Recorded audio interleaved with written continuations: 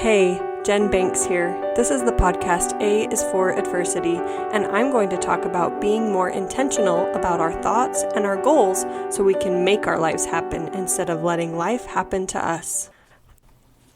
This is episode number 14, Motivation. The sponsor for this episode is Sherry Fernandez. I mentioned in last week's episode and also on my Instagram post recently that my sponsors will be offering 15 to 25% off their products for the next couple of weeks. Sherry said to keep her on hold for a little while because she's working on a lot of new products. She's working on her own workbook for her clients as well as a book of quotes. Imagine that. Stay tuned for next week to see who the sponsor is and what deal they'll have. Okay, motivation. Some of my favorite quotes are by Zig Ziglar. The quote I have in particular this week is, "People often say that motivation doesn't last. Well, neither does bathing. That's why we recommend it daily." Motivation is internal. If we are waiting on an external source to motivate us, it'll never happen. We'll sit around waiting forever. Motivation has to come from within.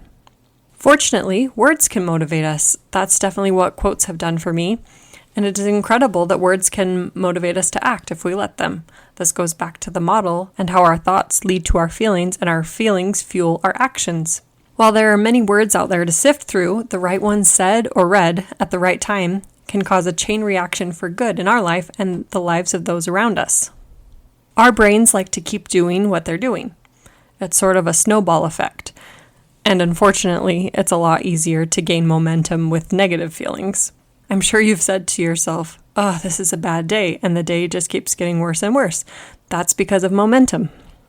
On the other hand, if we are having a good day, it's easy for the brain to keep looking for that. I also like to compare life to a train. It kind of seems slow at first, and then it picks up speed. That's important to remember in life. It takes 21 days to form a habit and only 1 to break it. I was in the best shape of my life in 5th grade.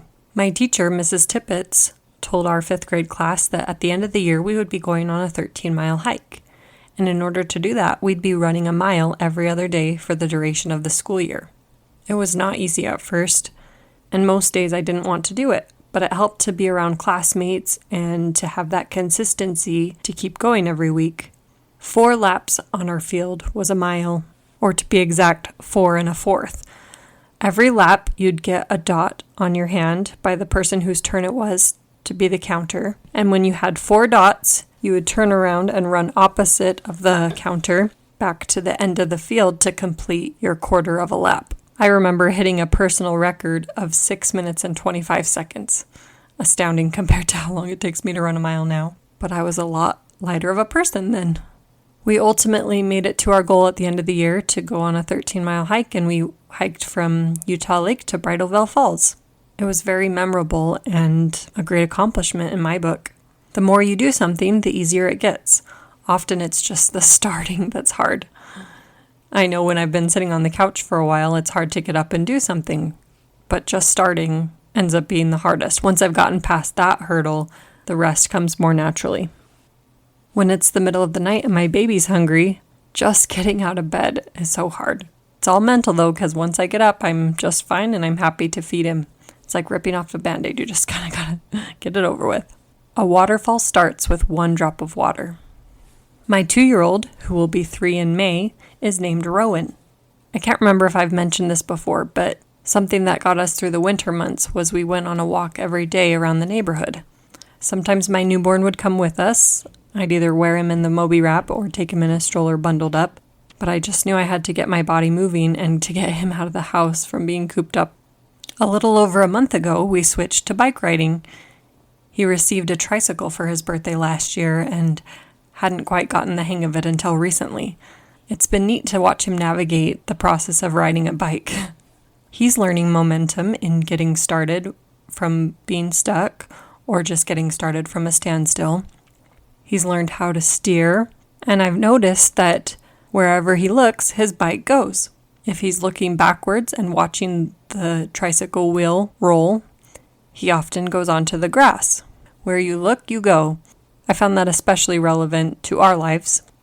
At first, Rowan was scared of his bike, especially when going down hills. but he's become a lot more courageous and confident as he's gotten better. He didn't want to ride his bike at first, and now he doesn't want to stop. I found this to be true with exercise. Again, that starting point, it's just so hard to start. But once I get going, I find that I enjoy it a lot more. It's also a great time for me to listen to music or podcasts or other things that I need to catch up on. I don't want to start, but then I don't want to stop. Last week I took Rowan to the pool, and it was quite the experience. He used to be such a water baby. We'd live at the splash pad. He loves baths. I've taken him to the pool before, but it had been a really long time. We walk into the community pool, and immediately we hear the noise. People are excited to be there, and they should be. But I can tell that it's sensory overload for Rowan. In the shallow end of the pool, there's some water coming down, and Rowan calls them waterfalls, and he immediately shies away from that side of the pool. We go to the deep end, and I try to coax him into my arms, but he's having none of it. He immediately says he wants to go home. My heart breaks for him because I know it'll be a fun experience. He just can't see it yet. We wander over to a bench, and he sits in my lap.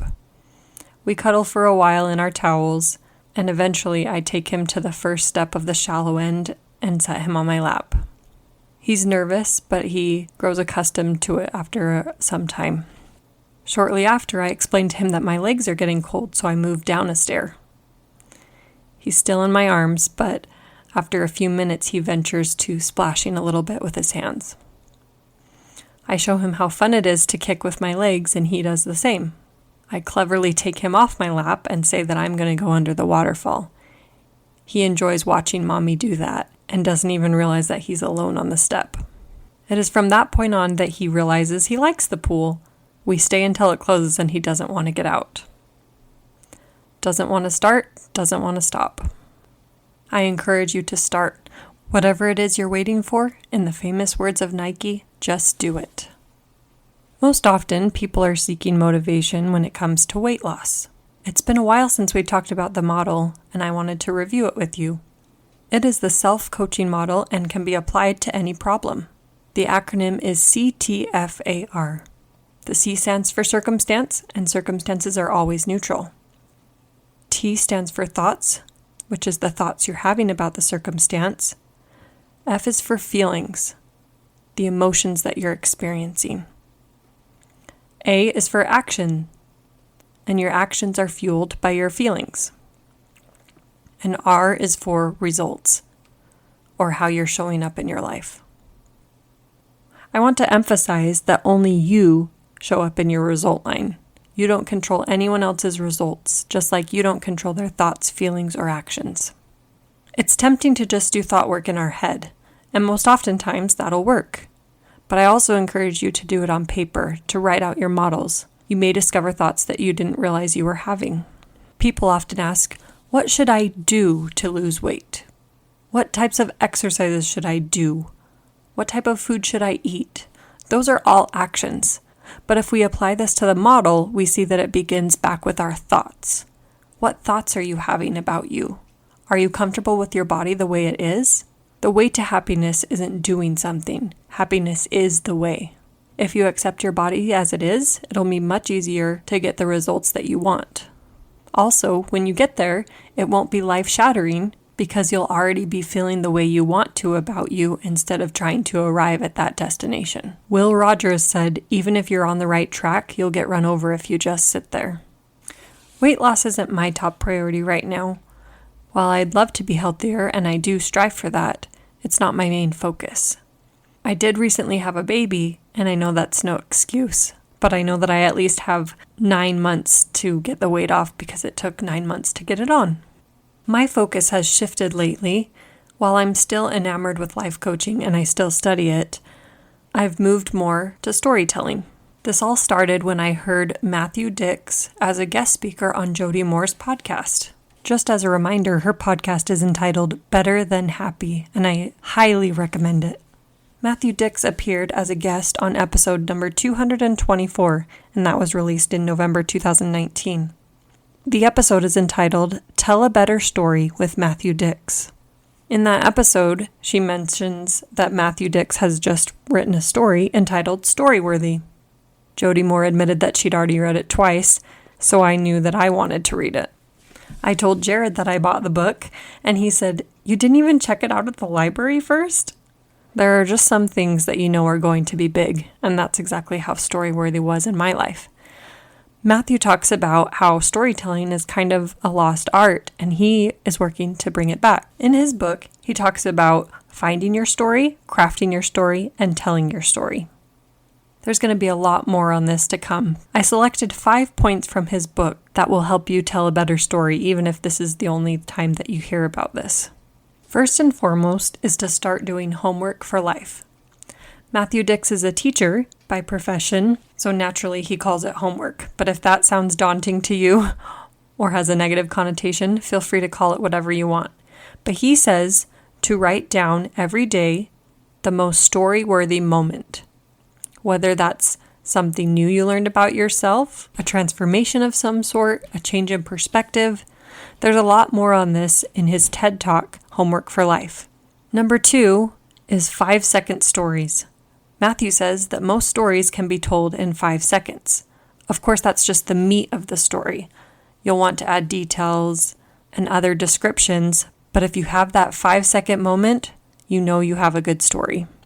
Number 3 is find the beginning.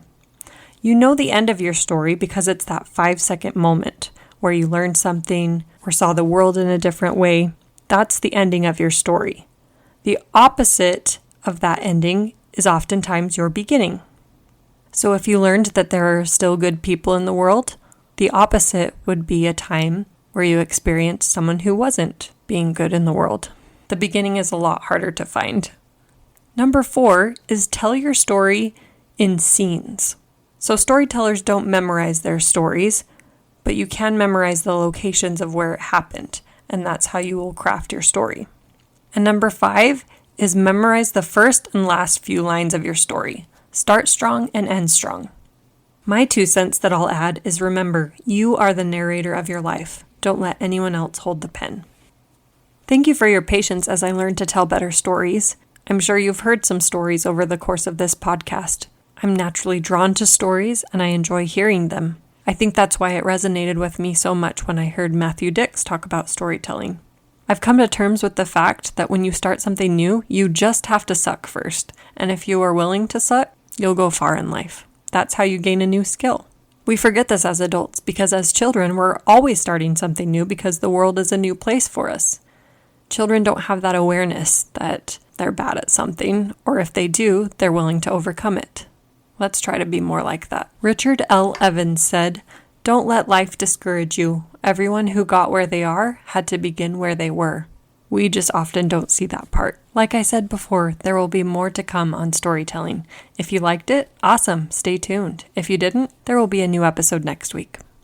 Until then, here is your weekly wisdom. It is by Dr. Seuss.